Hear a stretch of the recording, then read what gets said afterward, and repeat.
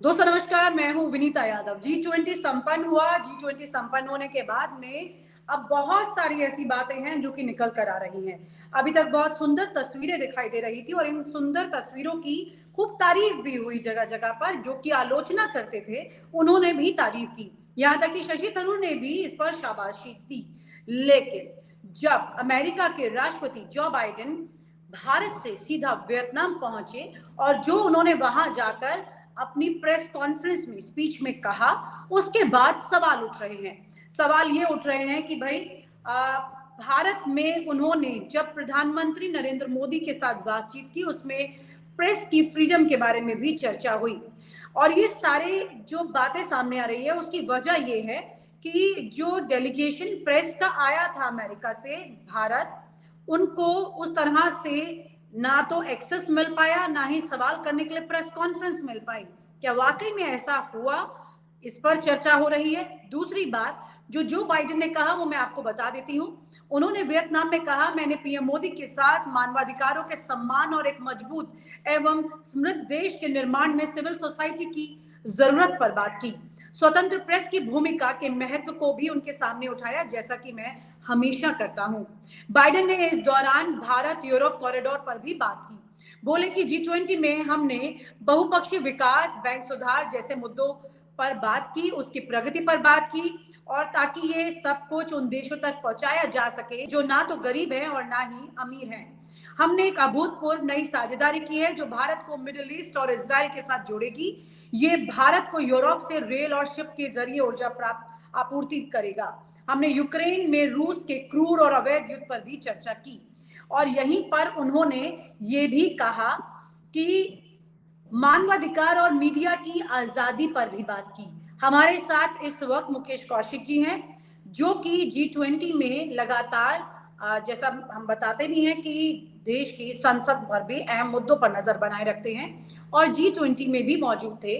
और प्रेस की आजादी की जहां तक बात है, उनसे बेहतर इस बारे में कोई भी नहीं बता सकता है। हम उनके खास राय उनसे इस पर लेंगे। हमारे विशेषज्ञ मुकेश जी, आप लगातार कई बार ऐसे रिपोर्ट्स करते हैं, मैंने देखा भी है दैनिक भास्कर में आपकी कई रिपोर्ट्स को, जो कि बिना डरे निष्पक्षता के साथ में सच को सामने रखती है। यहीं पर आपसे कुछ खास बात ये कि एक पत्रकार होने के नाते क्या आपको ये लगता है कि जो G20 का पूरा आयोजन हुआ, इसमें मीडिया की स्वतंत्रता कहीं पर ऐसे छिन्न भिन्न नजर आई? देखिए, जहां तक मीडिया की नाराज होने का सवाल है, G20 में जो बाइडेन के लोग आए हुए थे, अगर हमने उससे एक दिन पहले व्हाइट हाउस की ब्रीफिंग के फाइन फाइन प्रिंट्स पढ़े होते और उसमें जैक सुलिवन ने जो ऑन बोर्ड प्रेस कॉन्फ्रेंस की थी, अगर उसको हमने हाईलाइट किया होता, जो मुझे नहीं लगता कि वो इग्नोर हो गया या इग्नोर कर दिया गया, तब पता चल गया था कि राष्ट्रपति बाइडेन के आने से पहले ही वहां का मीडिया बहुत नाराज था। और उस मीडिया की नाराजगी को उनके ऑफिशियल डेलीगेशन के राष्ट्रीय सुरक्षा सलाहकार ने एक्सेप्ट किया था और कहा था कि आप जो कह रहे हैं वो बिल्कुल सही कह रहे हैं और मैं आपकी बात से सरोकार रखता हूं। We have taken it very seriously, I am quoting his word. और वो क्यों सीरियस थे? अमेरिका में एक बहुत बड़ी डेमोक्रेटिक परंपरा है वहां पर कि जब कोई बायलैटरल मीटिंग होती है तब प्रेस के सवालों का जवाब न दे अगर दोनों राष्ट्राध्यक्ष, तो उनको बहुत बड़ी बेइज्जती महसूस होती है। और मैं इसको डिप्लोमेटिक लैंग्वेज आपको पूरी खोल के बताना चाहता हूँ। इसको अमेरिका में पूल स्प्रे बोला जाता है।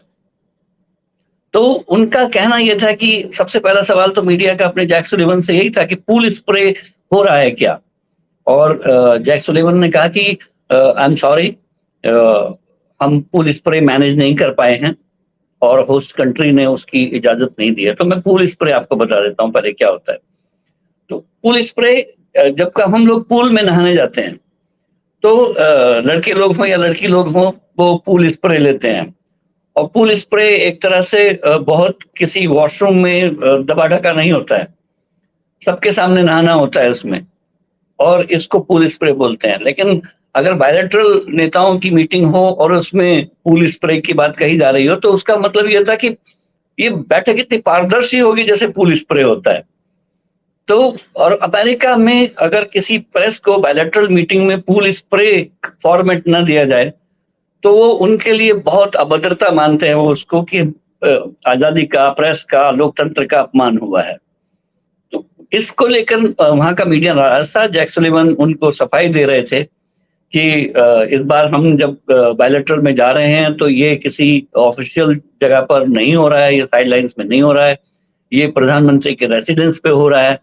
तो रेसिडेंस पर उनके अपने कुछ नियम हैं जिनको हम जिनके बारे में उन्होंने हमसे कह दिया कि यहाँ पर प्रेस इस तरह से सवाल नहीं कर सकता जैसे कि आप लोग जिस फॉर्मेट में चाहते हो। तो कहता है कि हमने रिक्वेस्ट किया था लेकिन उस रिक्वेस्ट को माना नहीं गया। आगे से हम इंश्योर करेंगे कि होस्ट कंट्री पूरी स्प्रे के लिए तैयार हो, तब तक हम आपकी भावनाओं की कदर करते हैं and we have taken it very very very seriously. I am putting his word. तो ये बातें प्रेस में नहीं आ पाई थी उस समय, बाद में भी नहीं आई हैं जो मैं तो आपके सामने डिस्कस कर रहा हूँ। मैंने तो व्हाइट हाउस की वेबसाइट पर ही पढ़ी हैं ये सब बातें, और अगर टाइमली मिल जाती तो शायद हम इसको अच्छे से रिपोर्ट भी करते। तो आप ये मानते हैं कि ये जो सिचुएशन है इसमें ये कहा जाएगा कि यूएस मीडिया अपने तरीके से काम करने वाला जो उनका एक सिस्टम है वो उन्हें इंडिया में नहीं दिखाई दिया, इसकी वजह से उन्होंने अगर ये कहा कि यहाँ पर मीडिया की आज़ादी या एक्सेस नहीं मिलने से वो जो नाराज हुए हैं, तो इसको कैसे देखते हैं? क्योंकि अगर प्रेस की स्वतंत्रता की बात की जाए तो हर देश में वो एक्सेस वो होना चाहिए, वो सिस्टम होना चाहिए। मीडिया दरअसल यूएस उसके सामने पारदर्शिता का जो रूप होता है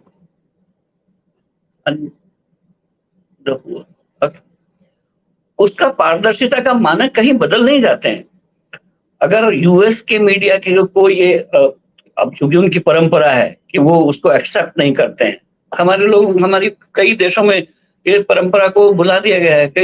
कई देशों में इसकी ये उनको लगता ही नहीं कि पूरी स्प्रे जैसी की जो चीज होनी चाहिए। जैसे चाइना में मीडिया को लगेगा ही नहीं कि कभी कोई इस तरह से आमने सामने बात होनी चाहिए। ये उस देश के समाज की, उस देश के मीडिया की ताकत का अंदाजा लगाता है। अमेरिका में वो ताकत है। तो भारत के मीडिया को अमेरिका की मीडिया की तरह काम करना चाहिए आइडियली, क्योंकि अगर हम लोग उनके किसी भी उनको विकसित राष्ट्र मानते हैं, उनको अपना दोस्त मानते हैं, उनकी लोकतंत्र की तारीफ करते हैं, हम अपने आप को मदर ऑफ डेमोक्रेसी के बोर्ड लगाते हैं अपनी आयोजन स्थल पर, और उस मदर ऑफ डेमोक्रेसी की परंपरा हम 8000 बीसी की मूर्तियों से लेते हैं, मोहनजोदाड़ो से हम उसको तुलना करते हैं, अशोक सम्राट अशोक की दुहाई देते हैं हम लोग, विष्णुगुप्त का और तमाम तरह के वेदों का अपने अगर मंडपम में बखान करते ही हैं, तो हम क्यों भूल जाएं इसमें। कल भी मुझे थोड़ा सा अजीब लगा, जैसे कि मैं रूबरू हुआ कल फ्रांस के राष्ट्रपति इमानुएल मैक्रों के, बहुत अच्छा लगा कि हमारे सामने वो खड़े थे, हम उनके फोटो ले पा रहे थे, उनसे सवाल किए जा रहे थे। अपने आप को राइट विंग नेता मानने वाले और जिनको आलोचना होती है तुर्की के राष्ट्रपति तैयब एर्दोगान हम हमारे सामने आए, मैंने उनसे सवाल किया, और मेरे जैसे और कई भारतीय पत्रकारों ने उनको सवालों के घेरे में खड़ा किया। 1 घंटे पहले रूस के विदेश मंत्री लावरोव आए और उन्होंने G20 के बारे में अपनी भावनाएं रखी। विदेश के कई मेहमान उस मीडिया सेंटर में पहुंचे और पत्रकारों के सवालों के जवाब दिए। और भारत के हमारे प्रधानमंत्री शाम को 6-7 बजे आए थे, उन्होंने सबका अभिवादन स्वीकार किया। उनसे कुछ सवाल लोगों ने जोर जोर से पूछे थे, तो उन्होंने बहुत बहुत धन्यवाद आपका कहा था, और इसको काफी जोर शोर से हम लोगों के मीडिया ने रिपोर्ट भी किया, ब्रेकिंग न्यूज करके कराया कि आज तक ने उनसे पूछा कि प्रधानमंत्री जी क्या कहना आपका, तो प्रधानमंत्री ने हमारे सवाल के जवाब में कहा बहुत बहुत धन्यवाद आप सबका। हाँ, लेकिन उन्होंने कहना नहीं पूछा था वहां पे मुकेश, उन्होंने कहा था कि आपने बहुत अच्छा संपन्न किया G20 को। उन्होंने अपने रिएक्शन दिए थे चैनल ने, और उस पर उन्होंने धन्यवाद दिया था। तो सवाल नहीं था, मैं ये जानना चाह रही हूँ आपसे कि क्या G20 जैसे इतने ग्रैंड इवेंट जब प्रधानमंत्री होने पर प्रधानमंत्री को मीडिया के सामने आके सवालों के जवाब पर चर्चा करनी चाहिए थी कि नहीं? मैंने आपको बताया कि फ्रांस के राष्ट्रपति ने सवालों के जवाब दिए, एर्दोगान ने दिए, लाव्रोव ने दिए, इटली की प्रधानमंत्री वहाँ पे प्रकट हुई, उन्होंने मीडिया के सवालों के जवाब दिए। हमारे प्रधानमंत्री जब आए तो वो प्रेस कॉन्फ्रेंस का फॉर्मेट ही नहीं था, वो एक बड़ा आयोजन जैसा था, जिसमें 3-4 हजार लोग एक बड़े हॉल में जमा थे और वो उनकी एंट्री हुई थी और उसके बाद हाथों का हिलना भी हुआ था। तो वो एक मेजबान प्रधानमंत्री अपने मीडिया का अभिवादन करने, उनको बधाई देने, उनकी बधाई लेने आए थे। सवालों के जवाब नहीं। मुझे लगता है वो सवालों के जवाब का फॉर्मेट ही नहीं था। अब 3,000 लोग अगर गलियारे में एक दूसरे के पीछे, एक दूसरे के ऊपर कूदते हुए जमा हों, तो वहाँ आप सवाल नहीं कर सकते। उसके लिए बैठाया जाता है प्रॉपर्ली, जैसे कि इमानुएल मैक्रों के लिए एक कमरे में ले जाके बैठाया गया था। मतलब भारत की तरफ से भारतीय मीडिया के साथ सवाल जवाब का कोई सेशन की तैयारी इस प्लान में नहीं ये थी। ये देखिए, ये मीडिया की चॉइस होती नहीं है। फ्रांस के राष्ट्रपति आए, खुद आए। उन्होंने हमको सूचना दी कि इमानुएल मैक्रों आपसे इंटरेक्ट करना चाहते हैं। हम लोग चले गए। तुर्की के राष्ट्रपति ने बुलाया कि हाँ, आप मीडिया का स्वागत है, आप आपसे बात करना चाहते हैं। हम लोग चले गए। ये चॉइस मेरी नहीं है, ये चॉइस उन राष्ट्राध्यक्षों की है और राष्ट्राध्यक्षों के सामने आपकी चॉइस खुद हो भी नहीं सकती। उनका जब मन करेगा आपसे बात करेंगे, नहीं होगा तो नहीं करेंगे। जी, एक आखिरी सवाल, क्या आपको ऐसा लगता है कि कुछ ऐसे सवाल थे जिसकी वजह से शायद प्रधानमंत्री जो है वो सवाल जवाब के सेशन में आए नहीं, मतलब उन्होंने वो सेशन आपको न्योता नहीं दिया, दरअसल सीधा कहा जाए। विनीता, मैं फिर से कह रहा हूँ, ये किसी भी नेता की चॉइस है। मैं उसमें अपनी जबरदस्ती नहीं सोच सकता कि आप सवाल के जवाब दीजिए ही। अगर उनको ये लगता है कि हाँ, मैं किसी भी सवाल का जवाब देने को तैयार, तो आ जाए। ये मैंने उनकी चॉइस पर छोड़ा हुआ है और मैं उसमें कुछ भी नहीं होता हूँ। मैं पत्रकार के नाते, मैं जब मुझे प्रेस कॉन्फ्रेंस में बुलाया जाएगा। लेकिन जहाँ तक आपने बात शुरू की थी मानवाधिकारों के हनन की और उस तरह की बातों की, तो अगर हमारे लोगों ने बहुत अच्छे से उस घोषणा पत्र को पढ़ा होता, जिसको कंपिंग डेस्क से स्वीकार किया गया बिना किसी आपत्तियों के, 100% कंसेंसस से स्वीकार किया गया।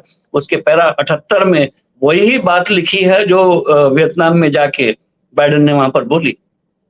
किसी भी इकोनॉमिक ग्रुपिंग की घोषणा पत्र में एक पैराग्राफ सहिष्णुता पर, धार्मिक स्वतंत्रता पर, प्रेस, सिविल समाज पर जोड़ा गया है। मुझे वो आश्चर्यजनक लगा और वो भी मुझे लगता है कि किसी ने इंसर्ट कराया होगा। उसकी चर्चा उस दिन नहीं हो पाई। ये शायद बाइडेन ने जब जाके वहां पर वियतनाम में बोला तो मैंने खोल के उसको देखा, पैरा 78 को रेप्लिका करके उन्होंने वहां पे बोला है। वो इस धरती पे बोल के गए हैं, बोल के गए नहीं बल्कि आपके उस घोषणा पत्र में उसको शामिल करा के गए हैं, जिसको सर्वसम्मति से हमने स्वीकार करके एक ह्यूज सक्सेस के रूप में पेश किया। तो फिर रिपीटेशन तो ऐसा नहीं हो सकता है, क्योंकि इतना हर चीज हाईली ऑब्जर्व्ड होती है, मॉनिटर मुझे लगा होती है। कि जब बाइडेन को लगा या वहाँ के पत्रकारों को लगा कि इस पर चर्चा नहीं हुई है वहां पर, तो वियतनाम में उतरते ही उन्होंने उसको हाईलाइट कर दिया। लेकिन मैं आपको बता दूं कि ये भी बहुत बड़ी चतुराई है कि ये मानवाधिकारों पर बोलकर अमेरिका के राष्ट्रपति उन चीजों को दबा जाते हैं जो वास्तव में हुई हैं। जैसे कि अमेरिका की पोल्ट्री, उनके फ्रोजन डक, उनके फ्रोजन मुर्गे, उनका आयात को आबाद प्रतिबंध जो लगे हुए थे वो हटा दिए गए हैं और अब भारतीय मार्केट में अमेरिका की डक, फ्रोजन चिकन, ये सब प्रोडक्ट आपको दिखाई देंगे। उस पर चर्चा, मैंने एक डिप्लोमेट से बात की थी तो उन्होंने कहा था कि अमेरिकी लोगों की ये पूरी सोची समझी चाल होती है कि वो फिजूल के इशूज में आपको भटका के जो रियल वो बिजनेस करके ले गए हैं उनको वो थका देते हैं, ढक देते हैं और हम लोग तो भी मतलब उसके हमने एक अच्छी डील क्लोज की है G20 के दौरान, अच्छी डील्स क्लोज की है हमने G20 के दौरान। हाँ, अमेरिकन ने अपने लिए बहुत अच्छी डील क्लोज कर ली। Very nice, thank you so much Mukesh ji. सबसे इंपॉर्टेंट बात यही है कि अगर इतना अच्छा काम है, इतनी अच्छी तैयारी है, इतनी अच्छी मेजबानी है, तो इन सब के बाद में एक अच्छा सा प्रेस कॉन्फ्रेंस करके अपने देश के पत्रकारों को भी मोदी जी को एक बार बताना चाहिए। हो सकता है कि तमाम वो लोग जो उनकी कभी कभी आलोचना करते हैं वो भी उनकी पीठ थपथपाए। इतना विश्वास एक दूसरे के लिए जरूर होना चाहिए। और अगर ऐसा नहीं है तो क्या वजह है कि ये वैक्यूम बढ़ रहा है, इस पर भी आप सब कुछ सोचने की जरूरत है। न्यूज नशा पर तमाम तथ्य वाली जो खबर है, जो यूट्यूब चैनल्स पर सत्य से भटकाती हैं लोगों को, वो नहीं, तथ्य वाली खबर आपको यहाँ पर मिलती है। इसके लिए न्यूज नशा देखते रहिए, इसे सब्सक्राइब करें, इसे फॉलो करें और लगातार जरूर इसे लाइक करके अपने कमेंट समेत दीजिएगा। बहुत बहुत शुक्रिया। आप हमसे जुड़े रहने के लिए सब्सक्राइब करें YouTube पर, फॉलो करें ट्विटर पर और लाइक करें Facebook पर।